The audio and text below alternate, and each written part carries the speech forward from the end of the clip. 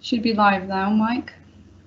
Okay, thank you very much. Good evening, everybody. Welcome to this ordinary meeting of the Governance and Audit Committee. Now, if somebody would have said to me 6 months ago I'd be running a council meeting from my spare room, they'd have been absolutely right, because that's what's happening tonight. So welcome to my spare room. I've got a bit of housekeeping to go through before we start. Now, when I say housekeeping, I mean rules and regulations. I don't mean putting the Hoover around or anything like that. The first thing is this meeting will be held under the regulations allowing local authorities to meet formally using remote technology with their, there's a typo, with their standing orders having been updated to allow this. This meeting is being streamed live and is available to view on the website. The rest of it you've just been told by Sophia, which is about the microphones. There is one bit I need to say, and that is we can only monitor our technology and cannot halt the meeting if a member of the press or public experiences technology difficulties or issues with technology. I think the rest of it has been covered now, cameras and microphones. I will now ask the Assistant Town Clerk to carry out a roll call of councillors, and please say, put your microphone on and say present when your name is called. Juliet? Thank you, Chair. I'll start with the list. I understand that Councillor Blanchard Cooper is having technology issues and should be joining us shortly, Chair. But otherwise, I'll run through the list. Councillor Long? Yes, I'm here, present. Councillor Malloy, I understand, isn't with us this evening. Councillor North East? Yep, present. Councillor Price? Present. And Councillor Seeks? Present. Thank you, Chair. Councillor Blanchard Cooper is yet to join the forum. I'll keep an eye on that, Chair. Thank you. Thank you. Moving on to declarations of interest. The standard declarations on the agenda papers are noted. Are there any other declarations of interest to make at this time, or obviously they can be made during the meeting if something comes up and you think you have an interest in that item?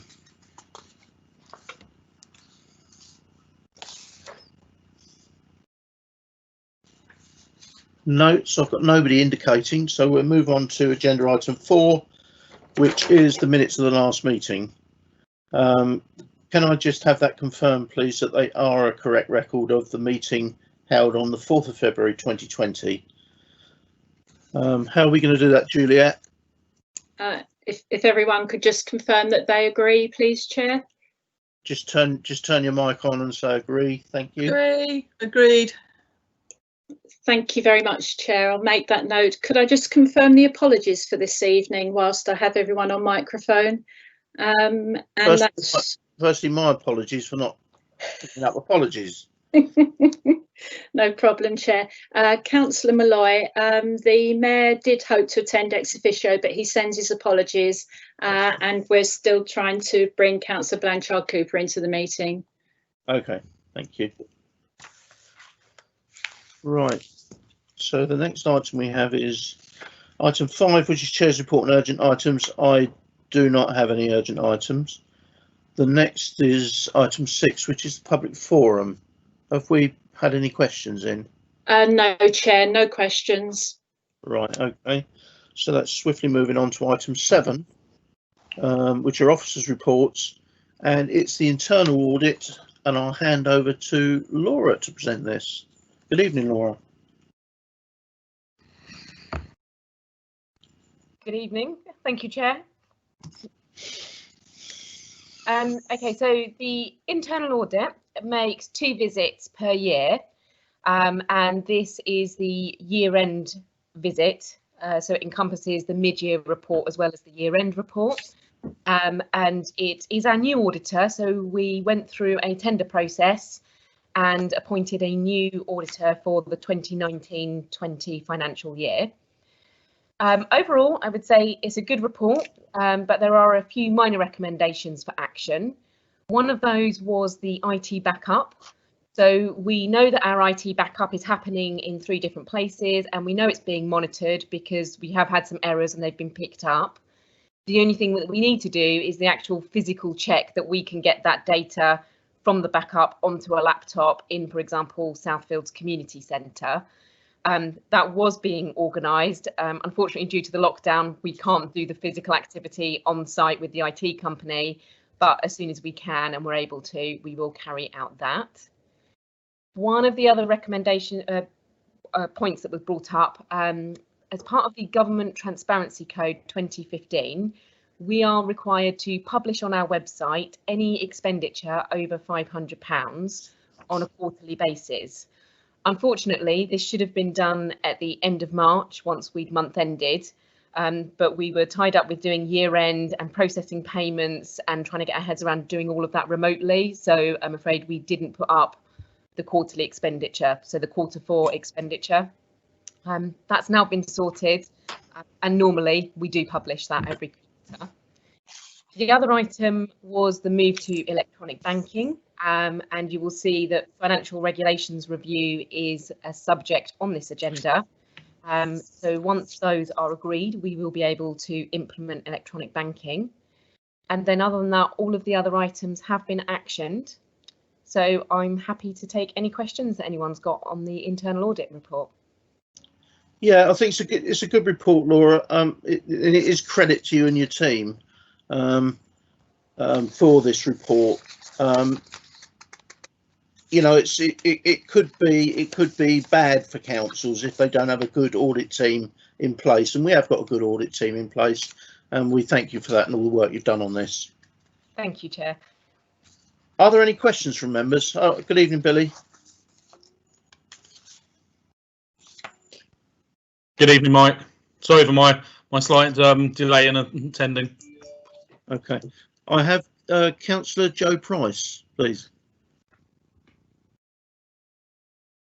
Hi, Hello, it's not a question as such. I just want to say that we obviously know that the remote working works from the IT play, because they've literally had to pick up laptops and work from their homes. So to be able to then log on to the server, to be able to pull that data through from the town council to the laptop that's working on their home Wi-Fi, as much as we can't get it done at Southfields, it's working as much as it can. You know, it's proved that it's worked because all the town the people that work, you know, the officers have actually been working from home. So as much as it is a recommendation that it's done out of Southfields, we are actually experiencing it now, and it does work.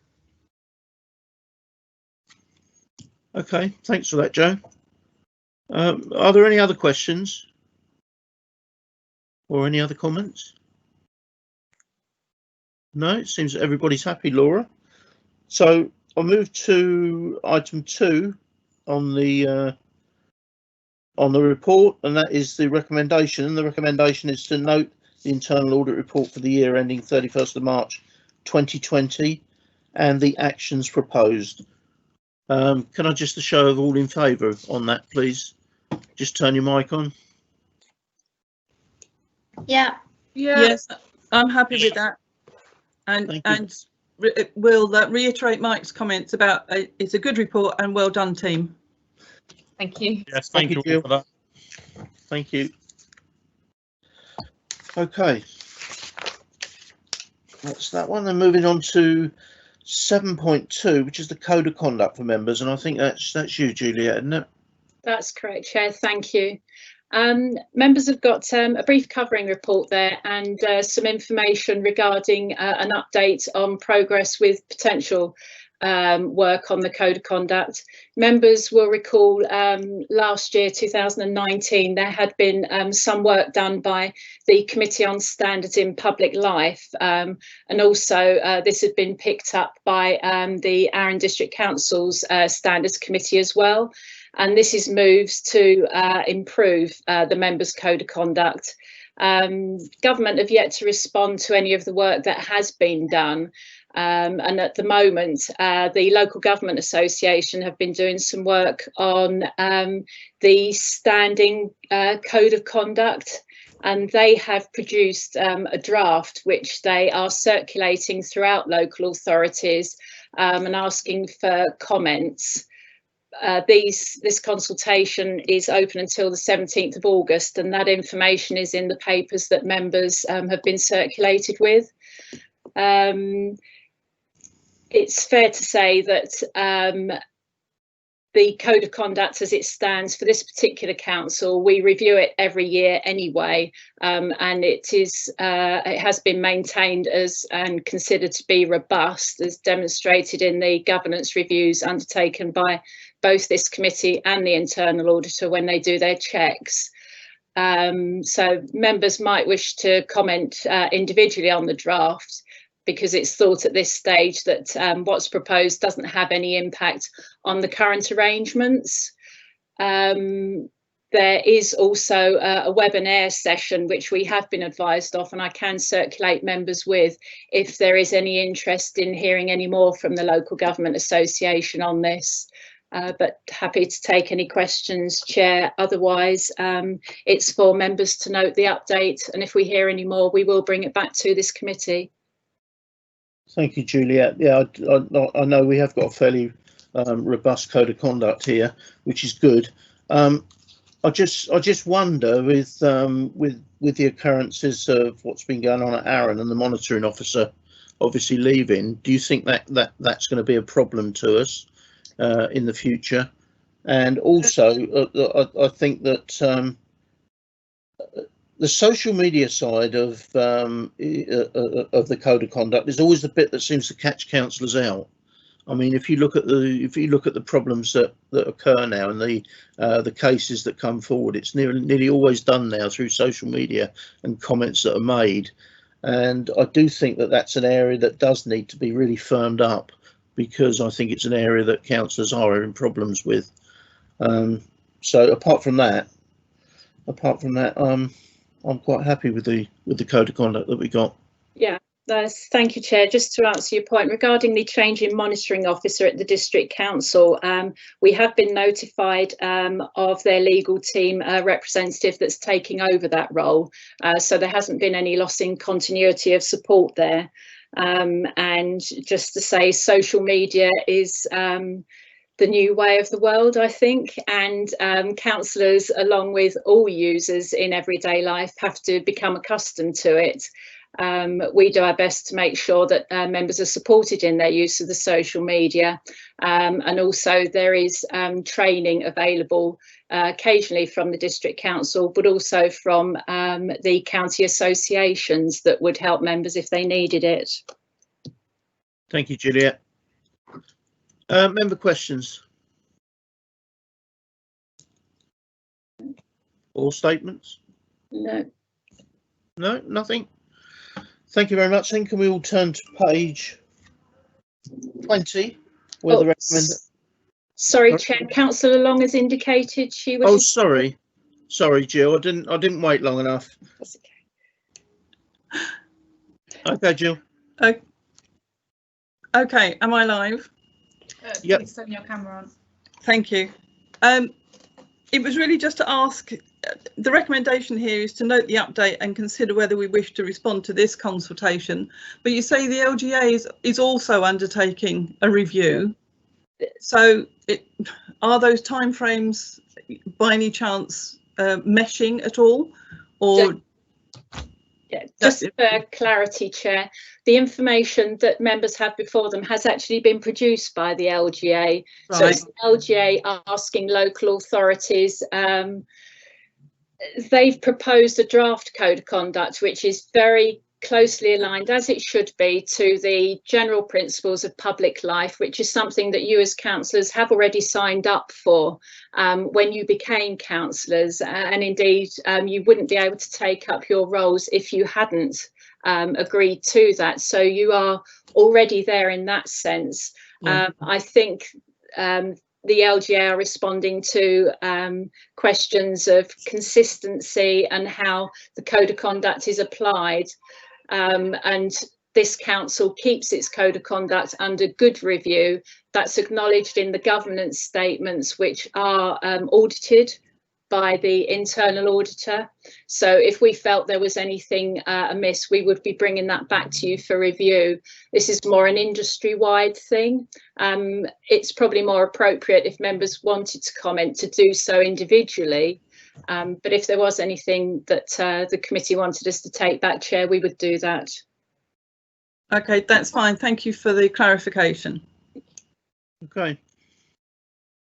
I've got nobody else indicating they wish to speak, so we'll go over to the recommendation. And the recommendation is to note the report and to respond to the consultation. I don't think we have a response. No, indeed. So just to note the report, just turn your mics on and say yay or nay. Yeah. Yeah. No, that's fine. Agreed. Thank you. Thank you all very much. So now we're on to... Oh, what's the picture? We're going to display the financial regulations, Chair, so that members can see clearly where the amendments are proposed. Okay. Okay. Is there any chance you could make them any bigger? Just bear with me, Councillor North East. Oh, that's good. That's good. Well, it's good. It's good for me anyway, so it should be all right.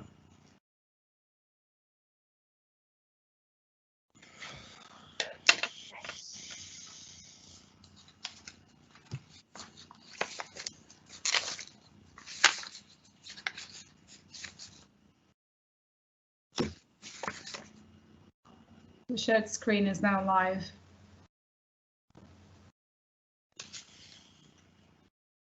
Okay, is that it? Is that the first page?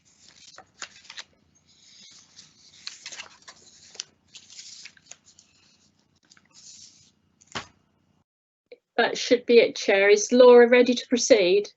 Yeah. Is that... We've got the last page there, I think, haven't we? Need to go back a bit. Okay, Laura, do you want to take forward your report? Yep. I'm trying to see if I'm live. There we are. We're there now. You won't be live, Laura, because the public will be seeing the report and the recommendations. Okay. Thank you. All right then. Okay, so what we've got, or the committee have got in front of them, is a review of the financial regulations. So they are based on the National Association of Local Councils model regulations, but they have been adapted to suit the needs of a larger town council such as ourselves. So NALC issued out model regulations, an update to them towards the end of 2019. And we've gone through a process of making sure that where there have been changes to the NALC version, we've incorporated those, and have also taken the opportunity to just kind of reorder some of ours to make it a more coherent document. There is a table in the report which you can see, and that lists all of the changes and the reasons why, and they are then highlighted in the regulations, which can be found from page 47 to 74. I would say one of the key changes to bring your attention to is the regulation that was linked to the online banking. So Chair, sorry, Yes. Can I just stop you there, Laura? The screen is actually flickering, so we have to just fix the problem. Can you just give us a couple of minutes, please? Okay.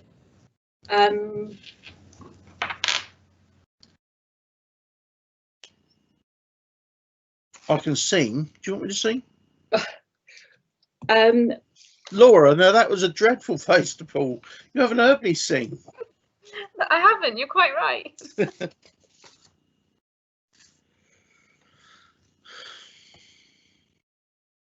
I used to have an old black and white telly that used to flicker like this. yeah, I think we may have to stop sharing that screen for the time being, Chair. Yeah. Ask Laura to proceed and talk us through her amendments, if that's okay.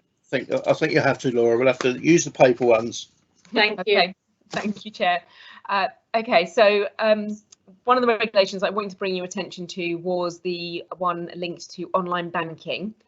So having progressed the move to online banking with our bank account, it has transpired that actually the regulation we did agree needs to be changed ever so slightly to reflect the procedures that Lloyds actually have in place. So that regulation has been amended. It takes into account the model financial regulations. So the first 3 lines of it come from the model financial regulation, and then the end part of that actually reflects what we need to do to be able to manage that account safely and securely. The other change that I would draw your attention to is actually in Appendix 1, which is the Town Council's procurement policy. And that just reflects, there was an additional bullet point added to reflect the fact that we have to publish details of all tenders and contracts over £5,000 on the council's website. So we are doing that, and it's just getting our procurement policy to reflect that in the same way that it does the £500 plus expenditure. So I'm happy to take any questions that anyone's got, rather than running through all of those in point by point basis. If you've got any questions, I can answer them for you, hopefully. Yes. Thanks, Laura. Yeah, if you have got any questions, can you just give us the page number first before you actually ask the question? I've just got a couple, Laura, quickly, and that is on page 50, 1.6. It says deliberate or willful breach of these regulations by an employee may give rise to disciplinary proceedings. May, I mean, I'd have thought if there was a willful or deliberate breach of these regulations, then it would give rise to disciplinary proceedings.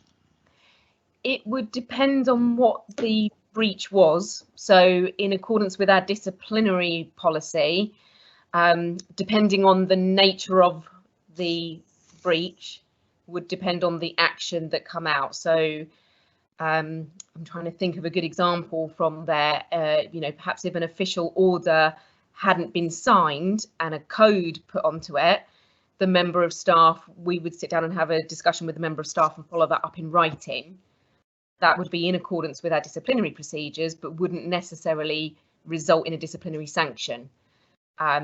Whereas, for example, if an officer were to go and purchase an item and there wasn't money in the budget to do it, that would be a more serious issue and would lead to disciplinary sanction. So there are occasions where it could be a may, or it is a definite sanction. Okay, let's clear that up. And on page 57, 6.8, the last bit says approved by the town clerk on recommendation of the town mayor and will be reported at the next council meeting. Is that the next full council meeting or a committee meeting? That would be the next full council meeting. Do we just want to put that word in there then? Yep, we can do that. Okay, right. I've got a couple of people now wanting to ask questions. Who have I got first? I've got Billy first. Billy. Thank you, Chair. The first one, actually, you've just stolen my thunder, was actually regarding adding in that word about it being the next full council meeting, 6.8. So great minds think alike, I suppose. The only other thing I really wanted to say was actually about the electronic banking, and it's good to see that we are getting on with that, because it's something that I know certainly when I first came on the council, I couldn't believe that we weren't doing. So I'm pleased to see that that's kind of all falling into place now. So that's it. So thank you, and thank you for the report. Cheers. Thanks, Billy. I've now got Emily. No, that's not Emily's. Councillor Long is there, Chair, Yeah. asking for Jill Long. questions. Yeah, Jill.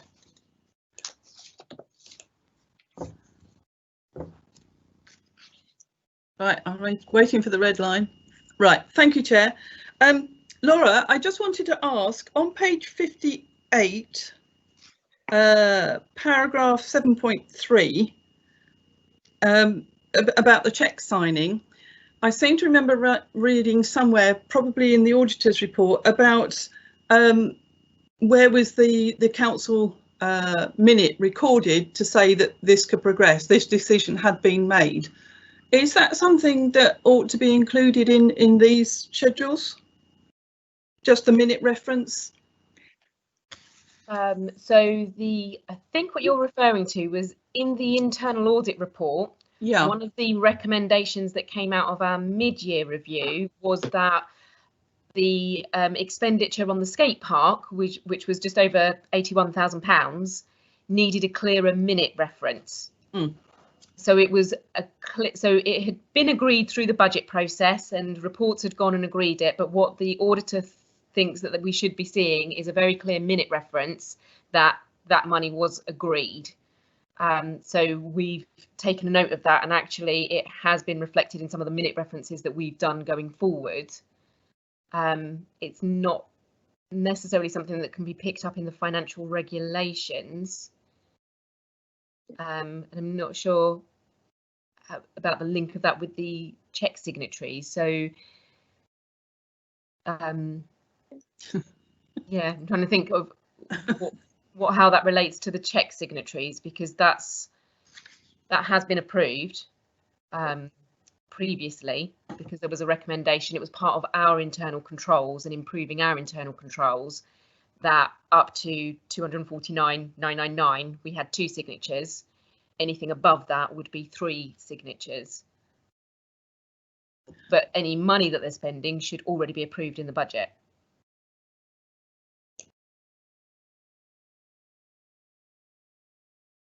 Does that answer your question? Not really, to be quite honest. Perhaps I'm overthinking this, but I just wondered if it's just to sort of tie things back to say, right, this cheque has been raised for this amount for this whatever, and the minute reference where this was agreed at full council is this, so that it literally goes back to where the decision was made. If it's not financial, not required in here, that's fair enough, but I'm not sure. I don't know. Juliet, you want to come in? Yeah, if I may, I might be able to help, Chair. I would say, in answer to Councillor Long's questions, the purpose of the financial regulations is to set out how we do things. The minute reference was something that the auditor picked up. He wasn't saying that we aren't doing it. He was saying that for greater clarity, he would like to see a more detailed minute, so that it was clear from the meeting that when councillors agreed to spend that money, they understood exactly what it was the money was going to be used for.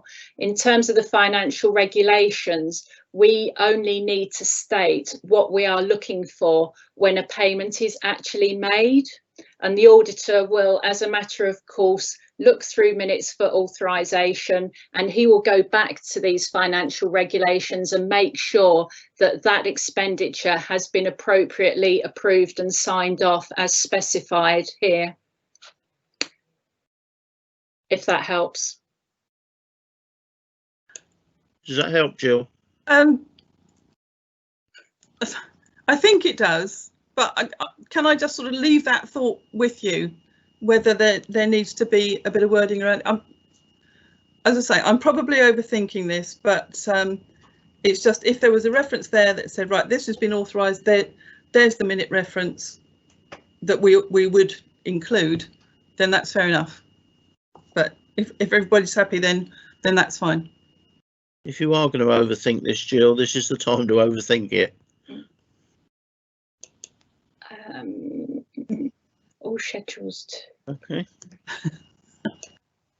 I have no more speakers, or nobody else wanted to ask a question. I will just say, on that page that we've got on the screen there, that bit after the 244,249,999 shall be signed by 2 specified authorised member. That doesn't quite read right. You've got on the next line, you've got 3 authorised members' signatories. I think that wording perhaps wants to be used up there, doesn't it? Just to be clear, where it's highlighted in yellow, Chair, the intention is to add the word signatories so that it's clear that cheques up to a value of 249,999 shall be signed by 2 specified authorised member signatories. That's how it will read. And cheques over 250,000 shall be signed by 3 authorised member signatories. those signatories are confirmed every year after the May meeting, where we specifically confirm the chairs of our committees, and that dictates our signing arrangements for the forthcoming year. So Okay. I would say that's clear. Yeah. Okay. Yeah, that's better. You reading it's better than me reading it. So it's made it clearer. Thank you very much. Right, I've got no more speakers questions, so we move to the recommendation on page 47, and it is where we've done the comments, is to recommend the proposals to the Policy and Finance Committee and finally to full councils, and that's the Financial Regulations and Procurement Policy. All those in favour, can you just unleash your microphones? Yeah. Great. Thank you. Okay. Thank you. Right, so moving on, we're on to review of delegations, which is 7.4. Yeah. And that's over to Juliet. Yes, Chair, thank you very much. This is a review of the 2 schemes of delegations that determine how the council operates on instructions from members. So that's the scheme of delegation to committees, which governs how each committee works, and then the scheme of delegation to officers, which is how we as officers carry out the instructions that are given to us by council and its committees. It's good practice to review these documents periodically. And if I can just begin by a brief apology, the scheme of delegation to committees on the pages that were produced with your papers, members, it's not quite clear as some of the committee names are missing from the top. So just to confirm for your committees, pages 77 in the papers refers to the Policy and Finance Committee. Pages 78 to 80 actually refer to the work of this committee, Governance and Audit. Page 81 refers to Planning and Transportation. 82 and 83 are the Policy and Finance Committee, and 84 is the Chair of Chairs Committee. These have been reviewed, and we don't consider there are any changes that need to be made here. They are robust and up to date and reflect the work that each committee carries out. The scheme of delegation to officers has been updated, and these are minor amendments just to reflect the changes in the staff structure. And those have been highlighted in red in members' papers and relate to one post which no longer exists. And that amendment will be made, and members are asked to approve that, and if they're satisfied, recommend those documents for full council to be approved. Thank you, Juliet. I've read through them and I'm quite happy with them, but I'm prepared to take questions from any other members.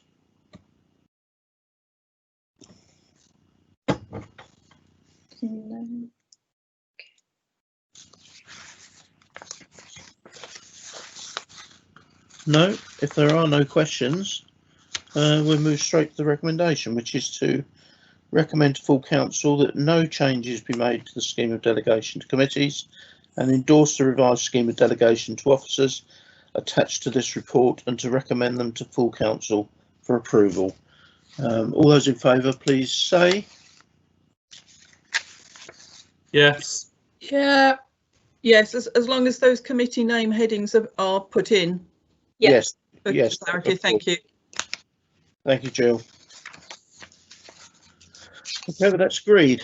Then we'll move on to 7.5, which is the complaints policy on page 105.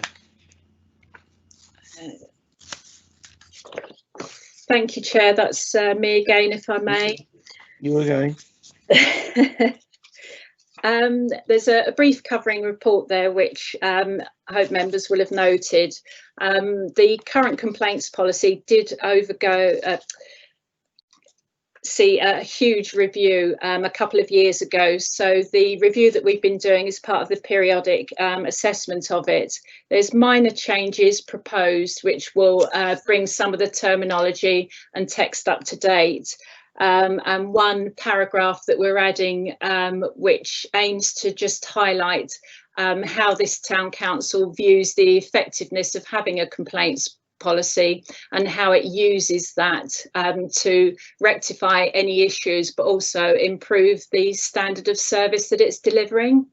The other amendments are just to bring the terminology into line with the data protection regulations. Happy to take any questions, Chair. Okay. I'm always interested at this point when we deal with complaints, whether, you know, the volume of sort of praise that we get, because I'm sure there is some that comes in, and it just makes it sound not so negative all the time. Are there any member questions on this report? Blimey, Juliet, you're getting away with it easy tonight. If I might just clarify, Chair, it's, we do bring details of the compliments and complaints to this committee every February, so members do have the opportunity to scrutinise the feedback that we are receiving in more detail then. Yeah, okay, Juliet, thanks. Okay. Okay, well, I don't seem to have anybody want to question, so we'll go to page 105. The recommendation, and it's to endorse the updated complaints policy, and should there be any significant changes, let it be referred to council for approval. All those in favour, please.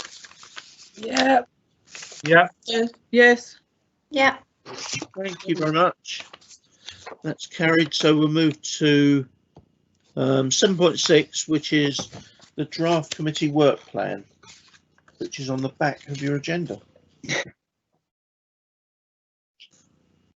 Yes, Chair, and that's one final one from me, if I may. One. Okay, Juliet. Thank you. That's on page 110, members, and this is just updating the work plan for this committee, which sets out the description of the reviews that you undertake as a committee, the frequency, and it's been updated to include details of when the last reviews have taken place and moving forward on the calendar to state when the next reviews will be happening. We use this to look for the work and guide the work of this committee over the next 12 months, and members are just asked to approve that work plan to take forward, Chair. Okay, Juliet, just remind me, what is our next review? You've got the last column there, Chair, which says date of next review, and that indicates when the documents will be coming back to this committee. Some of them are on the agenda for this evening, so the guide here will be updated as it is a working document, so that you can keep up to date on the work that the committee is doing. Okay.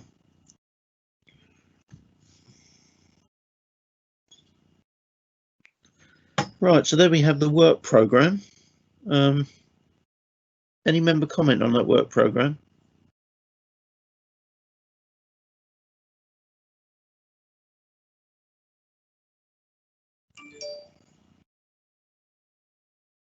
No? Councillor Long has a sorry, question. Jill. Yes, Jill. Yes, thank you, Chair. Just to say, it's not very often that you see the word quadrennially anywhere. I don't think I've ever seen it before. That's easy for you to say. I wish it was. Thank you.